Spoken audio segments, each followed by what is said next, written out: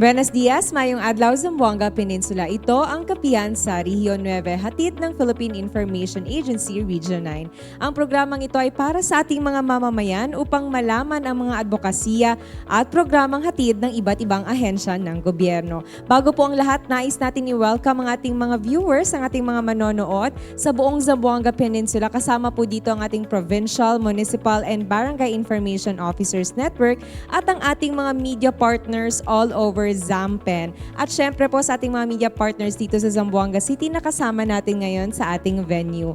Ang ating pag-uusapan po ngayong araw ay patungkol sa Philippine Multisectoral Nutrition Project at kasama na po dito ang ating mga healthy tips amidst high health index because dahil nga po sa init ng panahon, alamin po natin ang mga tips mula mismo sa Department of Health Region 9. Makakasama natin, let's welcome our guests for today. We have Dr. Cheryl Sarmiento, Medical Officer 4 and the Head of Family Health Cluster of DOH Region 9. Welcome, Doc. Hello, good afternoon, Ma'am Myra. Thank you for having us again. Sige po. Thank you very much, Doc. No? And of course, Doc, we would like to know yung ating presentation, kung ano po yung ating mga overview muna patungkol sa ating program, especially on the Philippine Multisectoral Nutrition Project. All right. So again, good afternoon to each and everyone. On behalf of our RD Lenny Joy Johnson Rivera, our Assistant Regional Director Dr. Noy Alpici, our Local Health Supervision Chief Dr. Dennis Dakayanan, kami po sa DOH would like to begin by expressing our sincere appreciation sa Philippine Information Agency, ma'am. Thank you for this opportunity to once again engage with our media partners and the public. To our media partners who are here on-site and online po, thank you also for your continued partnership. So, you play a very significant role in helping bring information, proper information, accurate information po, closer to our communities and in raising awareness po no, on key health and nutrition issues. So, again, as you mentioned, I'll be presenting or sharing to you or talk to you about Philippine Multi-Sectoral Nutrition Project or PMNP. This is an important initiative of the government aimed at addressing child malnutrition and improving the health and future of Filipino children. And then afterwards, we'll look into the health tips dahil sa mainit na panahon. So, we look forward to sharing with everybody yung updates and insights na meron kami as we continue working together towards a healthier and more nourished Philippines. So, let's proceed with the first slide. We'd like to tell you about PMNP.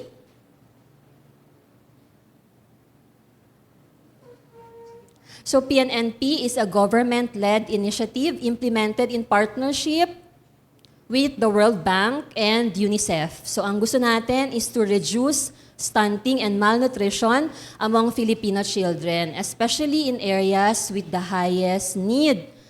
So etong project na to, it adopts a comprehensive multi-sectoral approach, meaning it brings together health services, social services, and local government efforts into one coordinated system. Through the PMNP, we deliver a package of nutrition-specific intervention such as breastfeeding support, micronutrient supplementation, and nutrition-sensitive interventions like food security, sanitation, and social protection. So these are all supported by a harmonized social and behavior change communication strategy to ensure that families receive consistent, clear guidance on proper nutrition and health practices. So yung project was formalized through an agreement between the Philippine government and World Bank in 2020. Pero in Region 9, noong 2023 po, nagkaroon tayo ng regional launching. Nangyari yun sa Pagadian City. No? So, this project is spearheaded, of course, by the Department of Health and the Department of Social Welfare and Development in collaboration with other national and local partners. Nakita niyo po lahat ng SEAL na kasama natin dyan, the DILG, NNC, DOST, NCIP, and marami pa po. So at the core, ang PMNP is about working together across sectors and community to ensure that every child, especially in their first 1,000 days of life, has the opportunity to grow healthy and reach their full potential. So PMNP is implemented nationwide. Meron pong It is in 275 municipalities across 13 regions in the country, including BARM. In the region, nasa 9 municipalities siya. So, 6 po sa Zamboanga del Norte. We have Liloy, Mutya, Surrey Osmeña, and Siocon. 4 sa Norte. And then, 5 sa Zamboanga del Sur. Tigbao, Gipos, Suminot, Ramon Magsaysay, and Mitsalit.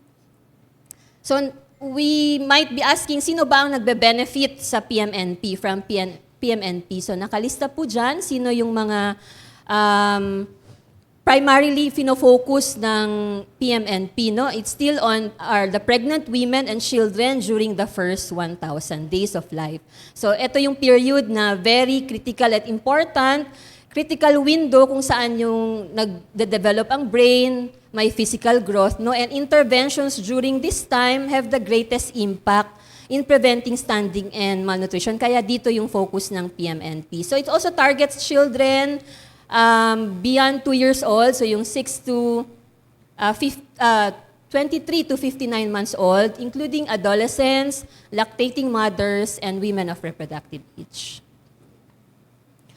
What have we achieved so far? So we mentioned na noong 2023 pa natin to na-implement sa ating sa 9 priority municipalities natin. And so far, we would like to summarize the progress in 3 key areas. No? First, yung services have improved in these municipalities. So we are seeing reductions in stunting, better delivery of health and nutrition services, and the provision of essential equipment and supplies to support frontline workers. Second, systems have already been strengthened. So we now have improved data and monitoring systems sa mga municipalities na ito. Stronger local planning through the development and use of local nutrition action plans. So all of these municipalities ngayon, meron na silang mga improved na LNAP, yung local nutrition action plans. And third, we'd like to present that one of the progress also is that support has been provided to our local government. So this includes yung continuous training and capacity building, as well as performance-based grants that help LGUs implement priority nutrition programs.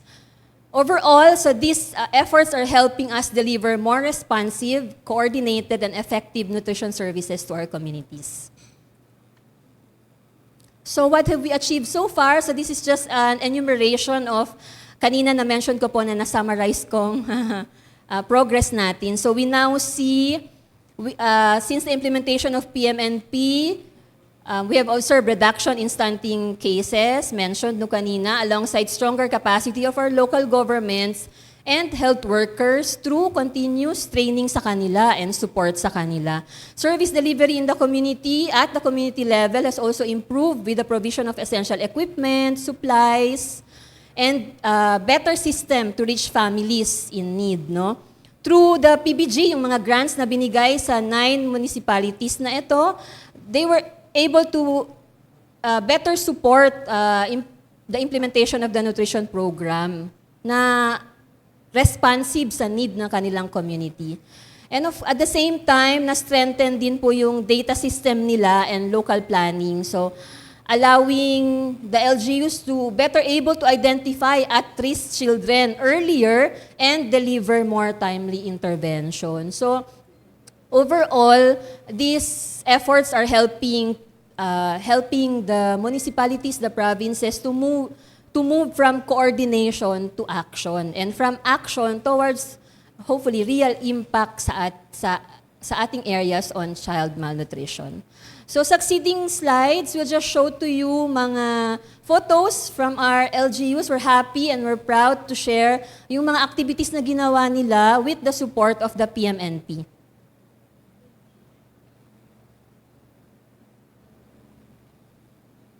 Yan, next slide. We have a lot of videos showing yung ginagawa nilang regular na OPT, yung mga capacity buildings na nangyayari sa LGUs. What else? Yung capacity building sa mga health workers on data management. And these are our efforts na po, Doc, since 2023. Yes, ayan. So, and we're happy to say na nag-improve ito, no? So, mas marami tayong natitrain na mga healthcare workers, tapos nakakatanggap sila ng mga logistics that are really supporting them sa pag-implement ng program. Alright, so now, we can move on to PMNP Connect. Ito din po yung isang good news na gusto naming i-share sa public. So, building on the progress sa 9 municipalities, PMNP, we're happy to share na PMNP will now expand through PMNP Connect. So, we want to reach more municipalities and more families in need. So, again, an opportunity for all LGUs to strengthen their efforts, align their resources, and ensure that nutrition remains a priority. So because this is not just expansion, it's also expanding hope for every child and every community. So from 9 sa atin, ilan na ba ang magiging sa Zamboanga Peninsula? Ayan, nakita nyo po, marami na, no? 73 na sa PMNP Connect 2.0. So more municipalities will receive support sa pag-implement. Alright, so as I close, we would like to emphasize that the success of the PMNP project does not rely on government efforts alone.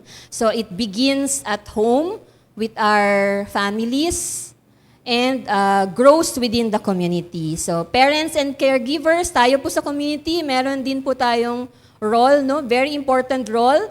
Paano we can ensure proper nutrition sa own household natin during the first 1,000 days of life. We can practice exclusive breastfeeding, complementary feeding, bringing our children regularly to health centers for monitoring and services.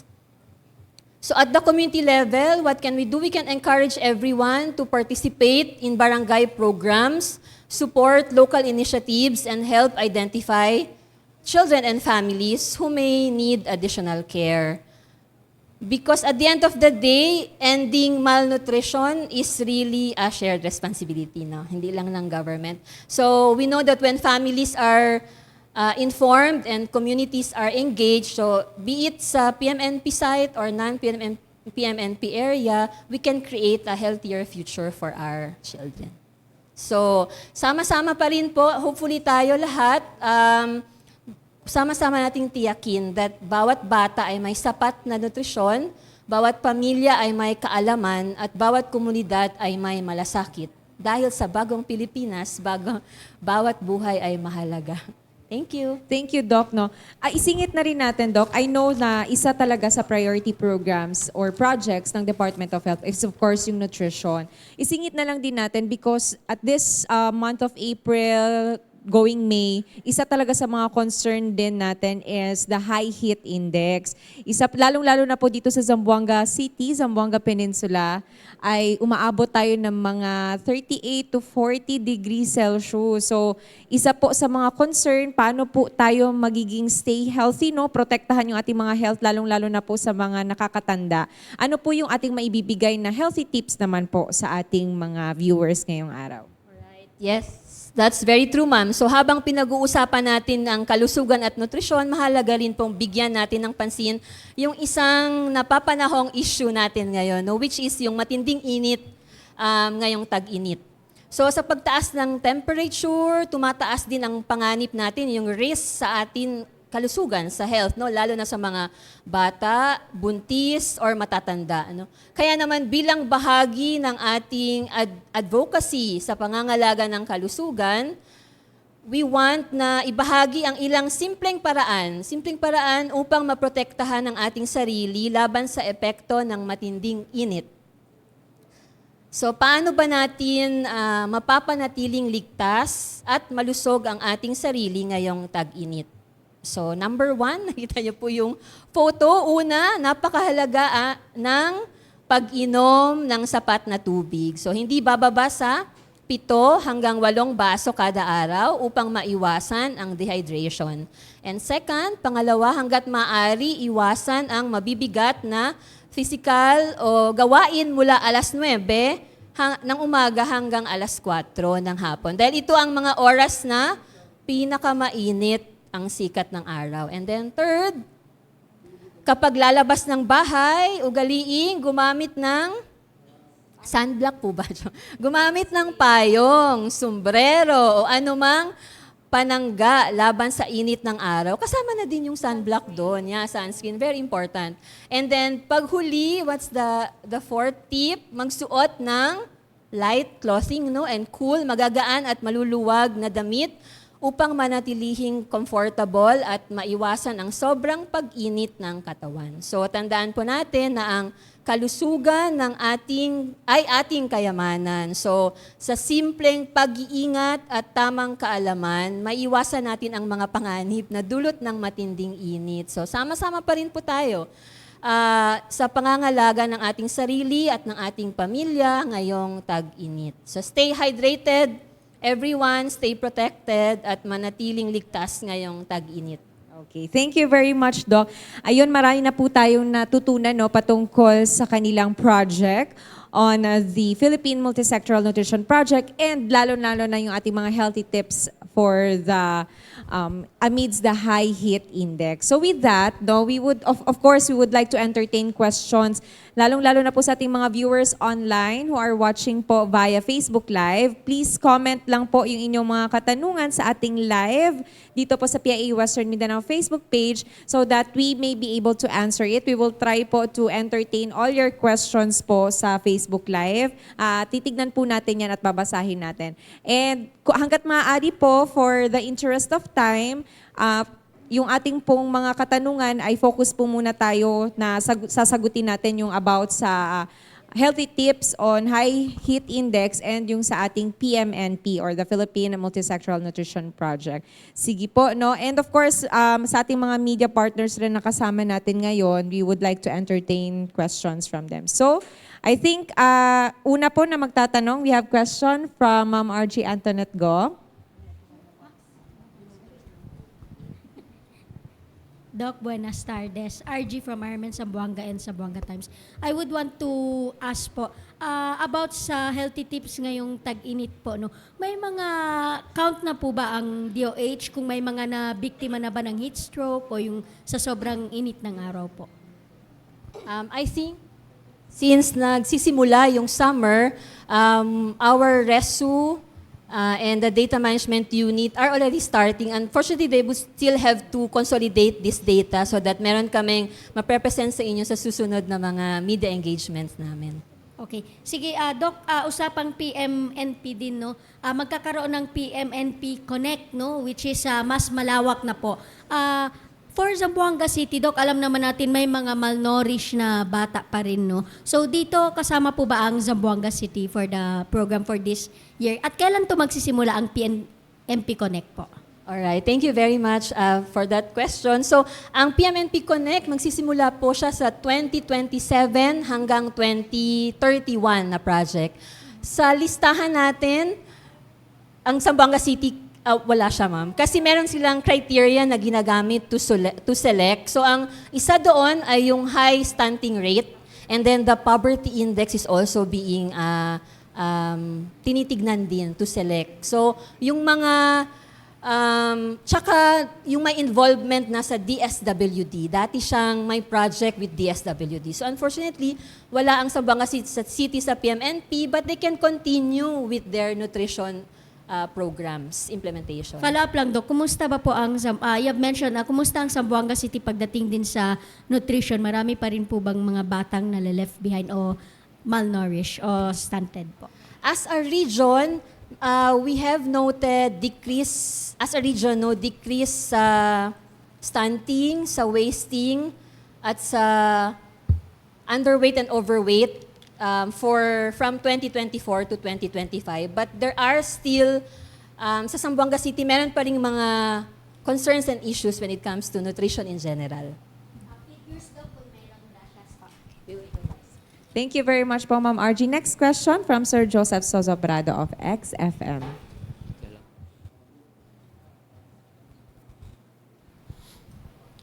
Hello, Doc. Good afternoon. Joseph Sosobrado from XFM po. Doc, ito pong program na kanina nabanggit yung 73 barangays na napunta. Gaano kalaking challenge ito sa inyo sa mga remote area? Na alam naman natin mga kultura ng mga farmers na sa malayong lugar, parang wala na silang oras dalahin pa yung mga anak nila sa health center kasi nakafocus sila sa kanilang hanap buhay. Gaano kalaking challenge to sa inyo? Thank you, sir.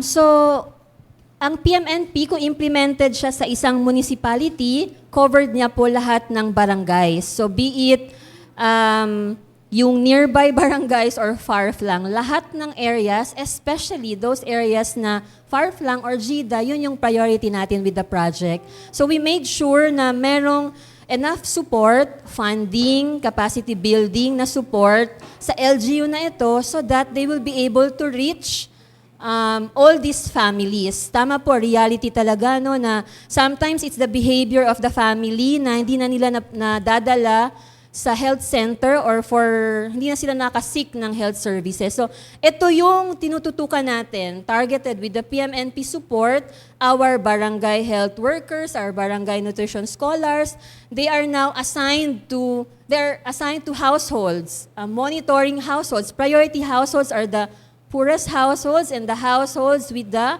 first 1,000 day na family member. So, ibig sabihin, may buntis, may children below 2 years old. So, with PMNP, they are able to do this now. With the enough support that they are getting from PMNP, nagagawa na po nila ito. So, hindi lang ng health, pati ng, as I've mentioned kanina, other local agencies like, national agencies like Department of Agriculture, nakalimutan ko pong sabihin, partner din natin sila, and DSWD. So, hindi lang health services, but merong social protection, merong ensuring that their daycare centers are also improved na to provide the needed services.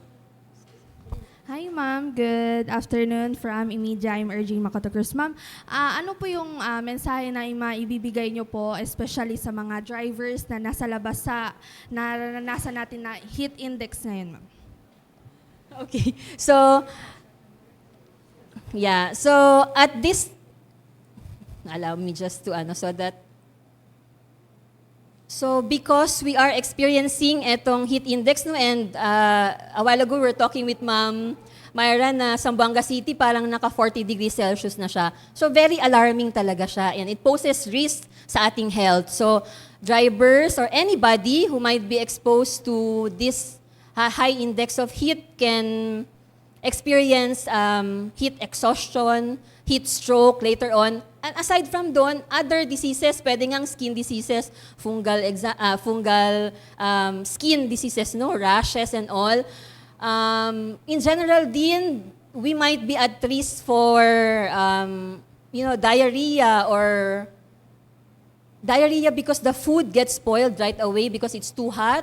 Pwede ding dengue pa rin, kahit rainy season and very dry season, pwede pa rin mag-increase yung dengue. No? So what's our tip, aside from the 4 that we mentioned? So kung kaya, so we said the time when to do work, to make the most of work nila at the time na hindi masyadong mainit. And then the water, to keep themselves dehydrated, hindi maasahan, they need to work. So keep themselves hydrated, to drink water regularly, hindi lang kung thirsty na or uhaw na. And then iwasan din yung sobrang tagal ng exposure, bilad under sa araw. So kung if you're a driver, meron namang mga shaded areas where you can park your vehicle, pwede doon, and then take a rest kapag nahihilo or may nararamdaman. And so ventilation, since nasa labas sila or kahit wala pa ring wind, so find a way na you can keep yourself cool, no? And then I see most drivers, they would cover their arms, no? So okay din po yung protection from the sun.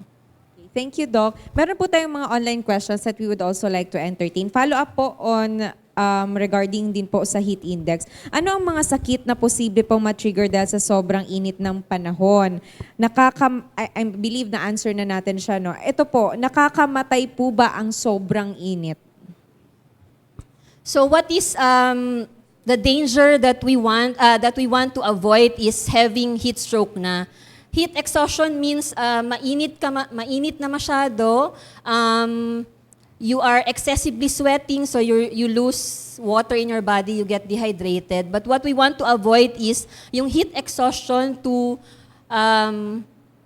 move into or to worsen and become heat stroke na. So, yung heat stroke, ito na yung serious at life-threatening, no, na condition. So, yung body mo cannot already control the temperature. You cannot already cool your body. So, you stop sweating, so hindi na lumalabas yung heat sa katawan mo. And what are the warning signs dito? So, they have very high body temperature, hot and dry skin, may headache, may dizziness, or confusion, nasusuka, or nag-vomit na. Tapos yung iba, LOC, loss of consciousness. No? So what should we do? First aid, of course, is an emergency. We need to act immediately. What can we do? We can move the person from a very hot place to a cool place, no, or shaded area. We can lay them down and loosen their clothing. We can cool the body. Paano? You can use wet clothes or sponge. You can fan the person, give him air or give him wind. Ganon. Fan the person. Apply cold compress sa neck niya, sa armpits. And then, give water kapag conscious yung tao, give them water and then bring to the nearest hospital immediately. Alright? Thank you, Doc. On nutrition naman po, balikan natin. Ano po yung mga programa that is currently available sa mga local government units natin para ma-address nga yung continuous concern on malnutrition? Our local government units are implementing a combination of nutrition programs to address malnutrition. So, I think some of these programs ay naririnig natin. So, yung mga supplementary feeding for children, may vitamin A and iron supplementation, yung breastfeeding, which is very critical, no, sa 0 to 6 months old, and infant feeding counseling, yung regular weighing through Operation Timbang Plus. You see your health workers going house to house, getting the weight of the children so that they can also monitor it. At the same time, the LGUs are also supporting food security. So, yung mga gardening, backyard gardening, no, para may sources of food. Clean water and sanitation and livelihood programs. So these are combined efforts to help address both immediate and root causes of malnutrition. Okay. How about, Doc, yung ating maternal and child health services? Available din po ba ito sa LGUs and accessible ba lalong-lalo na po sa mga far-flung barangays?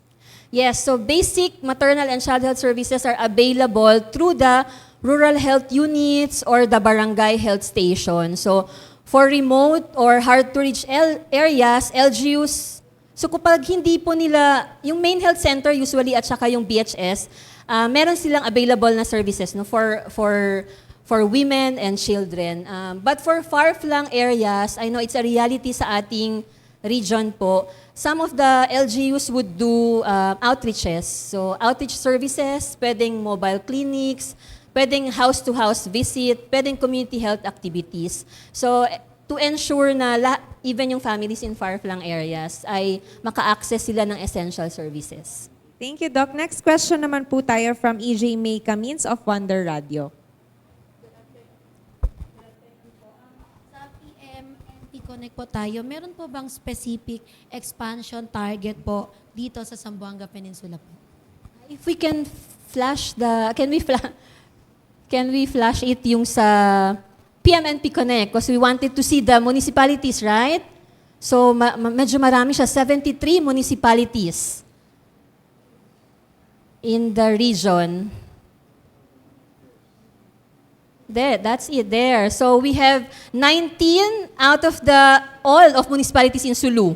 Lahat sila. 19 municipalities in Sulu. ma-under na sa PMNP Connect. We have 20 out of the 27 municipalities in Zamboanga del Norte. We have 22 out of the 27 municipalities and cities in Zamboanga del Sur. And then 12 of the 16 municipalities in Zamboanga Sibugay. Okay.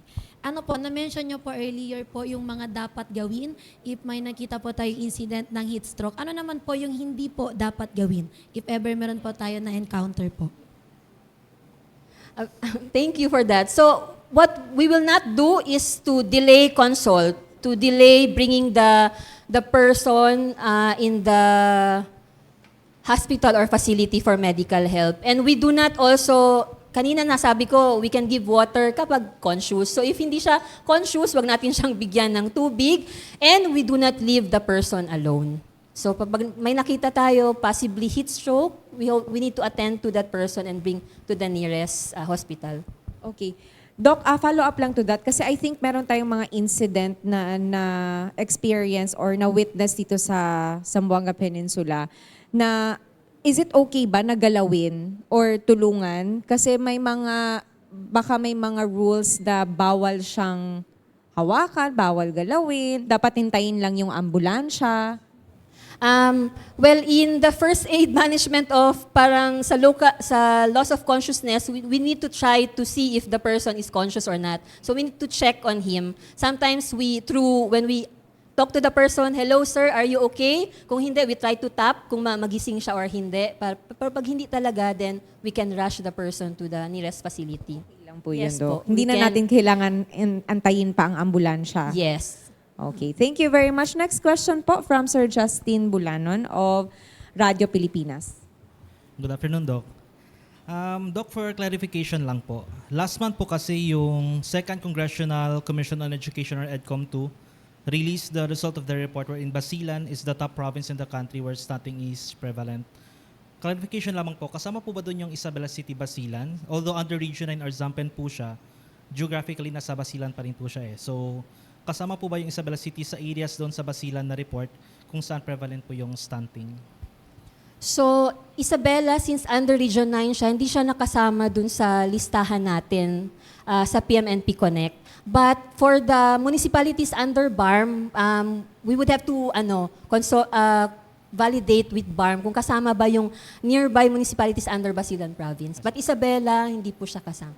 Follow-up na lamang po, Doc. May data po ba tayo kung kumusta po yung status ng mga bata regarding po sa stunting doon po sa Isabela City, Basilan? Since yung Isabela City is di po siya kasali doon sa municipalities or areas sa Region 9 na kasama po ba doon, nakasama doon sa priority areas ng PMNP dito sa Region 9, aside doon sa siyam na na-mention kanina. We do have an data. If you can give us few minutes for us to search for the data, and then we'll give, including to address the question of Ma'am RG, no? We do have. Thank you, Doc.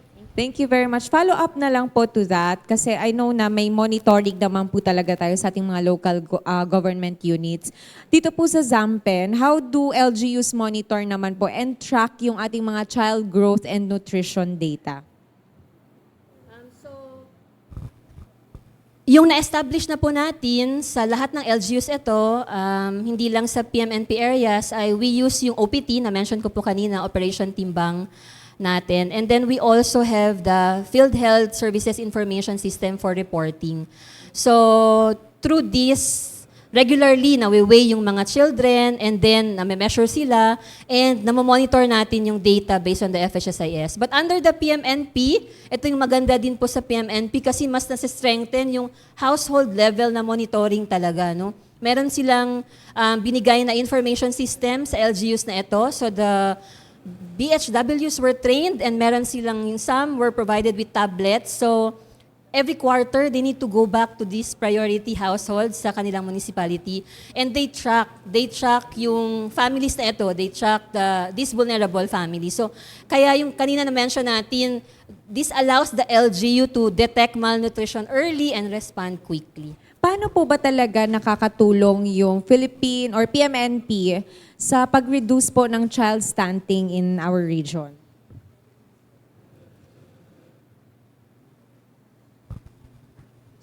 First is, because we mentioned that PMNP, it's a multi-sectoral approach. It's a whole of government approach.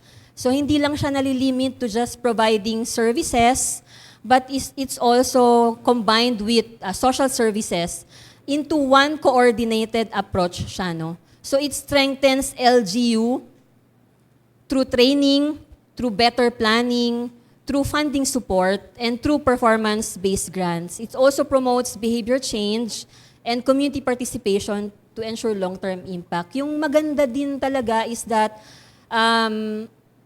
hindi lang yung mga health workers ang involved sa PMNP, but we make sure that the nutrition champions, the leaders, the local chief executives are on board sa PMNP. And we know how important leadership and governance sa pag-implement ng mga program. So that's one thing that we can somehow ensure that the project will address yung malnutrition. But of course, hindi lang overnight, no? May process talaga siya. Yung PNMP po ba ay nakafocus lang talaga dito sa mga areas na na-identify na na-mention ninyo kanina? For now, nasa 9 municipalities siya. But we're looking forward na 73 municipalities na. Yeah, they will be given the support also. That will be on 2027. 2027, Okay, yes. so we are hoping for that. Sige po. Next question naman from Sir RG Ramos of RPN. Dog, good afternoon. Algie Rojas po, Doc, from RPN D3X. Doc, Aldimio, pregunta lang, Doc, no? Regarding, Doc, con este 9 mga prioridad del PMNP under no Zamboanga del Norte, pati Zamboanga del Sur, mga under DS. Pregunta lang, Dimio, cosas di la mga key factors porque con este mga municipalidad ella iskuhi. Porque el de otro mga municipality hindi under na desde mga priorities del PMNP. Amon may pregunta, Doc. Okay. Gracias. Thank you, sir. So, repeat kami, reiterate kami, no? Chene criteria, ya ACL, ya sa el national para man-identify. So, el uno is di ila stunting rate.